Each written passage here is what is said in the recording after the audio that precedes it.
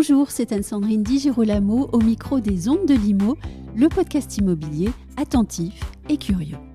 La production d'énergie renouvelable, un marché nouveau pour un monde futur dans lequel l'adaptation au changement climatique et l'accélération du déploiement des énergies vertes conduisent à la définition de nouvelles expertises, mais aussi à la création de nouvelles entreprises. C'est dans ce cadre que le groupe Nexity, fort de son expertise bas carbone et aménagement durable, a lancé il y a quelques mois Nexity Solaire. L'occasion d'inviter au micro Jean-Luc Porcedo, directeur général du pôle transformation des territoires chez Nexity. Jean-Luc Porcedo, bonjour. Bonjour, merci de m'accueillir. En 2023, la France s'est dotée d'un nouveau cadre réglementaire pour faciliter, accélérer la production d'énergie renouvelable sur l'ensemble de son territoire. Il s'agit de la loi APER. La France, par rapport au reste de l'Europe, était en retard en matière de production d'énergie renouvelable, c'est bien ça ? Oui, je crois que, comment je peux dire ça, les enjeux sociétaux, les enjeux climatiques amènent l'ensemble des pays, on va dire, de la planète à réfléchir à ces évolutions, à réfléchir à comment à la fois donner satisfaction à nos concitoyens, en particulier sur les questions d'énergie, et en même temps préserver, on va dire, les conditions naturelles ou les conditions de vie sur notre planète. La France avait un peu de retard, ça dépend où on se positionne. La France avait de l'avance sur une énergie renouvelable, non polluante, qu'il appelle le nucléaire. Alors tout le monde ne partage pas cet avis. La France avait un peu de retard sur les énergies renouvelables, on va dire adossées à des éléments naturels, que ce soit l'énergie produite par les marées, produite par le vent, les éoliennes ou le solaire. Donc ça dépend d'où on se situe et quelles sont parfois les convictions des uns et des autres. La France avait du retard.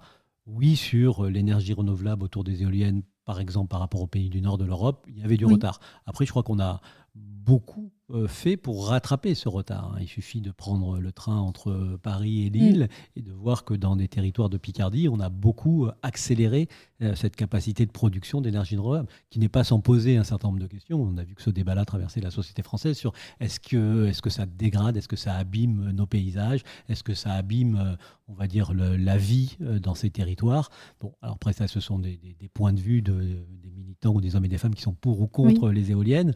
Je crois qu'on avait un peu de retard, mais je crois qu'en partie, on a sur certains sujets rattrapé, et puis sur d'autres, on continue à avancer, on va dire, pour rattraper. Ce qui est sûr, c'est que les énergies fossiles sont appelées, après, là aussi c'est un débat d'experts, mais sont appelées à disparaître, et que ce sont des énergies qui dégradent fortement les sujets environnementaux. Et puis après, se sont rajoutés sur ces questions-là aussi des sujets de géopolitique, et on l'a vu depuis la guerre en Ukraine. Oui, nous sommes quand même aussi sur un marché naissant. Quels sont selon vous les potentiels de ce marché du solaire en France ?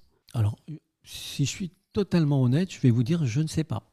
Je crois qu'il y a toujours sur ces sujets-là des querelles d'experts. Oui. Moi, je ne me place pas dans cette situation.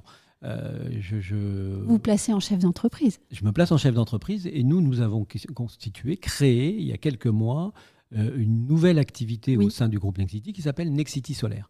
Pourquoi nous avons, et à partir de quoi nous avons décidé, avec Véronique Bédag, d'aller sur ces sujets qui sont effectivement, j'ai envie de dire, presque loin de notre cœur de métier, qui est l'immobilier. Et en fait, pas tant que ça. Oui, il faudra expliquer pourquoi presque loin, mais pas tant que ça. Mais pas tant que ça. Moi, je dirige au sein du groupe Nexity le pôle qui s'appelle Nexity Transformation des territoires. Il a 2 points d'appui et plein de métiers qui sont inhérents à tout ça, mais il a 2 points d'appui dans ce que l'on développe partout systématiquement. C'est à la fois les métiers d'aménagement et d'ensemblier urbain, c'est-à-dire de restructuration, de régénération urbaine, et puis la relation au territoire et aux collectivités. Mon prescripteur, mais qui est très souvent, voire systématiquement, le prescripteur unique dans nos métiers de l'immobilier, mon prescripteur, ce sont les collectivités locales. Et l'ensemble des métiers que je peux développer au sein de Nexity Transformation des territoires, que ça soit l'aménagement, que ça soit la dépollution, que ça soit la fameuse maison individuelle, que ça soit demain la renaturation des cours d'école, que ça soit les zones d'activité économique, l'ensemble de mes métiers ont un seul et unique prescripteur ou une seule logique, c'est quels sont les services que l'on peut apporter aux collectivités locales et à celles et ceux qui les dirigent, c'est-à-dire les élus. Et c'est dans cette logique-là qu'on a constitué Nexity Solaire. C'est comment on peut, auprès des collectivités, leur amener un service nouveau, avec un métier nouveau pour nous, avec un business nouveau, pour utiliser des fonciers qui ne sont pas utilisés ou qui n'ont pas vocation à être utilisés par l'urbanisation. On a en France des centaines de décharges qui ont été, il y a une cartographie des décharges, qui ont été structurées, qui ont été constituées à travers les années, presque, j'ai envie de dire, les décennies, voire les siècles, et qui sont aujourd'hui complètement à la fois oubliées, parce que la nature a repris ses droits, mais surtout non utilisables. Donc, un des sujets pour nous, c'est comment on va chercher des fonciers non utilisables. On a des propriétaires fonciers, dans la plupart de nos communes, qui ont des terrains qu'ils n'utilisent pas. Donc, on leur apporte un service nouveau, on leur apporte une rente, parce qu'on leur loue, entre guillemets, ces fonciers, et on apporte, pour certaines communes, on va dire un service nouveau, c'est-à-dire la production, pour elles, de l'électricité. Donc, moi, Nexity n'a pas décidé, à travers Nexity Solaire, d'aller concurrencer EDF ou Engie. Ou d'autres énergéticiens. Nexity s'est doté d'un outil sur un sujet qui est un outil supplémentaire dans ma mallette en direction des collectivités locales. Mais pardonnez-moi d'être concrète. Quels sont les produits commercialisés par Nexity Solaire ? En fait, je mets au service de Nexity Solaire mon expertise et ma connaissance des territoires. Ma connaissance des fonciers sur un territoire communal. C'est-à-dire que je vais chercher des fonciers, j'instruis la capacité à être transformé. Donc l'instruction, ça veut dire aller voir le propriétaire, qu'il soit public ou privé. Ça veut dire instruire sur, on va dire, les moyens de raccorder, parce que très souvent, quand on produit de l'électricité, c'est mécanique, il faut raccorder la production à une structuration plus forte. Et puis, je mets au service de mes clients, on va dire, la capacité à mettre en œuvre ou à répondre à toutes les procédures nécessaires. Vous savez, c'est un peu comme l'immobilier. Quand vous repérez un terrain, quand vous avez envie de faire un projet urbain ou un projet de promotion, il y a ce qu'on appelle un temps des procédures. On dit souvent que le temps des procédures est un temps très long. C'est plusieurs années, c'est au moins plusieurs mois, quoi qu'il arrive. C'est pareil pour le solaire. Il y a un temps des procédures, il y a un temps de respect, les procédures servent à ça, de respect de la réglementation. Donc moi, j'identifie des fonciers. Je m'occupe, on va dire, de la capacité de transformation, et ensuite je vais chercher un opérateur à qui je vais revendre de l'énergie. Donc produire de l'énergie verte, ça peut permettre à terme d'aider votre client à générer des revenus complémentaires, mais aussi parfois peut-être atteindre simplement une autosuffisance sur ce sujet-là aussi. C'est quelque chose, l'autosuffisance, c'est un sujet, par exemple, quand on est sur des toutes petites communes, la production de l'énergie, elle va aider fortement, puisque dans ces cas-là, elle est presque offerte. À la collectivité, ça va servir à éclairer l'école, chauffer l'école ou la salle communale. Bon, bref, c'est un service supplémentaire. C'est en ce sens-là que je dis, moi, c'est mon fil rouge, c'est les services apportés au territoire et à leurs élus. Donc ça va aider à ça. Quand on est sur de l'agrivoltaïque, donc sur une ferme, pour parler simplement, ça va apporter aux producteurs, c'est-à-dire aux paysans qui produit sur sa ferme, un revenu supplémentaire, peut-être l'utilisation, on va dire, d'un espace qui est non utilisable. Je pense aux toitures, par exemple. Ce sont des sujets aussi que l'on développe, on va dire, avec nos partenaires chez Nexity, de Nexity Entreprises, parce que quand on construit, il y a toujours des toits. Quand on fait de la logistique, il y a des grands toits. Donc c'est une production, un service nouveau qui va permettre un revenu nouveau, parce que nous sommes des entreprises, et donc nous allons chercher à la fois à allier la production, la création d'une ressource, et en même temps l'intérêt et la préservation des sujets environnementaux. C'est toujours cette articulation qui est très présente chez Nexity. Nous sommes une entreprise, comment on crée de la valeur, et en même temps comment on avance toujours sur les réponses environnementales. Le solaire est à la jonction de ces deux enjeux. De l'autre côté du gué, passer les entreprises, les communes, on a aussi le grand public qui regarde parfois avec méfiance ces nouveaux projets de fermes photovoltaïques qui aussi peut critiquer l'emprise sur certains sols, etc. Comment est-ce que vous adressez ces questions-là ? Vous qui êtes spécialiste de la régénération urbaine et qui faites vraiment attention à la question environnementale. Moi, j'ai un grand principe, fondamental, c'est qu'on ne fait jamais sans la volonté de nos partenaires. Ce n'est pas possible. D'abord parce qu'on a des réglementations et à un moment donné, nos projets sont validés, souvent exclusivement par les élus, mais aussi par les riverains. Donc c'est toute la question de l'acceptabilité. C'est un vrai sujet quand on travaille la ville, quand on travaille la construction. C'est aussi un sujet quand on travaille le réaménagement de certains fonciers. Alors, les sujets de solaire sont moins, on va dire, complexes aujourd'hui que les sujets d'éoliennes. Il y a eu un grand débat dans la société française sur les éoliennes.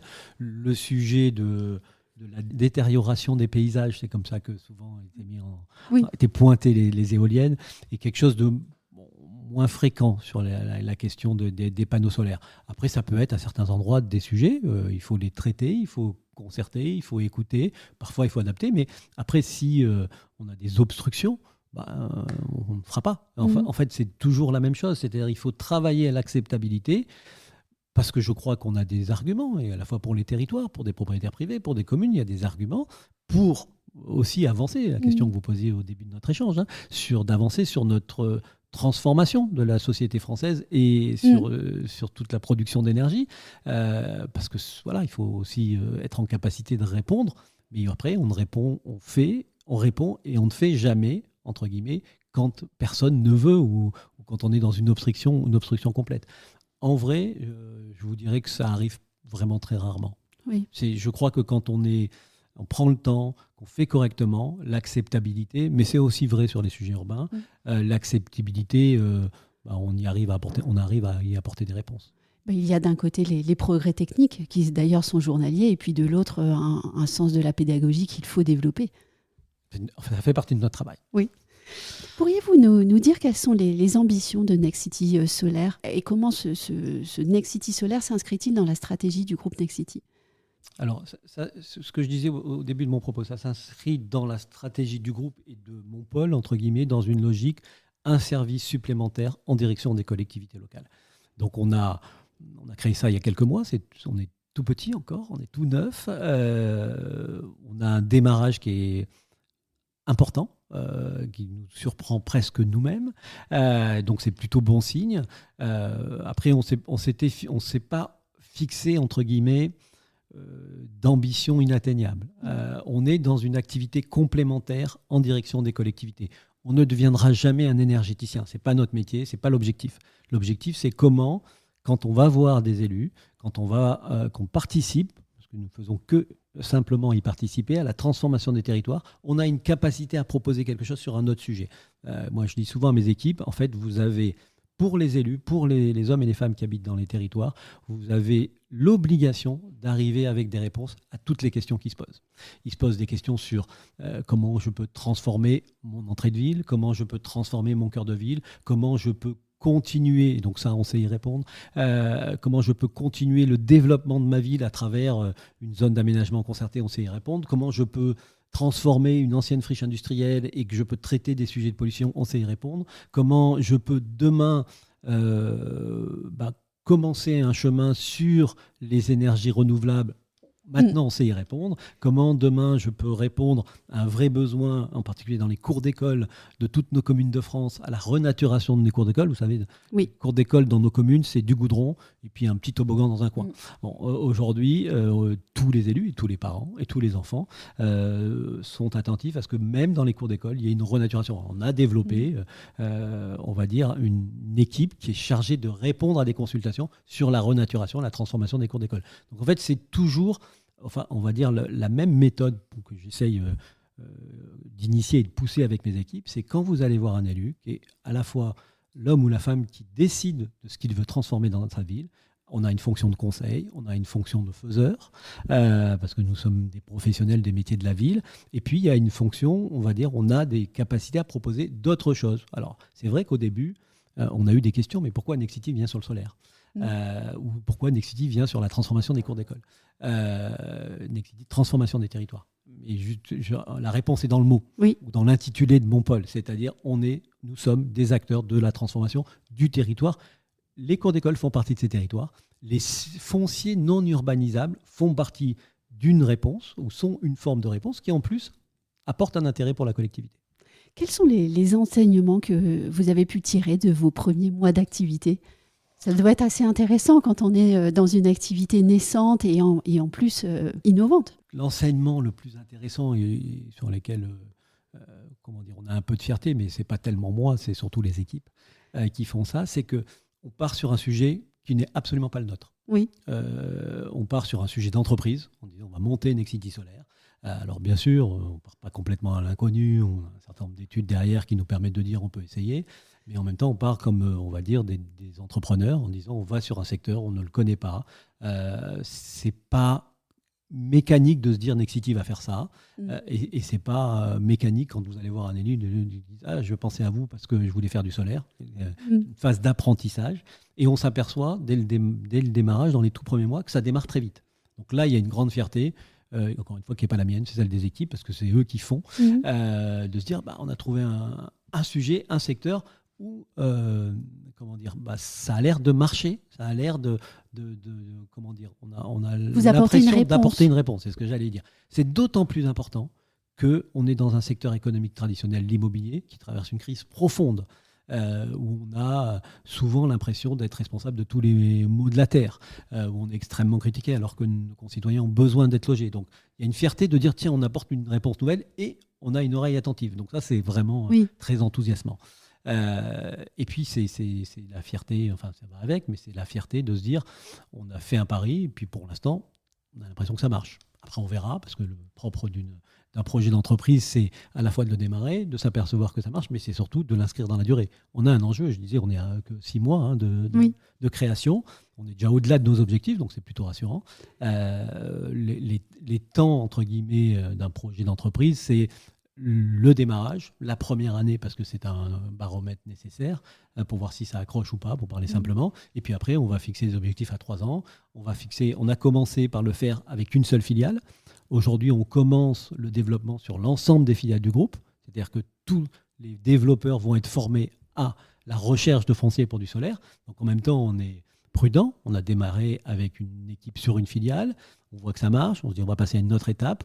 On avait démarré que sur des fonciers. Là, on va passer aux toitures. Bon, c'est la passion de la création d'une entreprise et d'un secteur, entre guillemets. Donc ça, c'est comment on fait, c'est juste on essaye de mettre en application, entre guillemets, les idées qu'on peut avoir un matin et en même temps la réalité économique.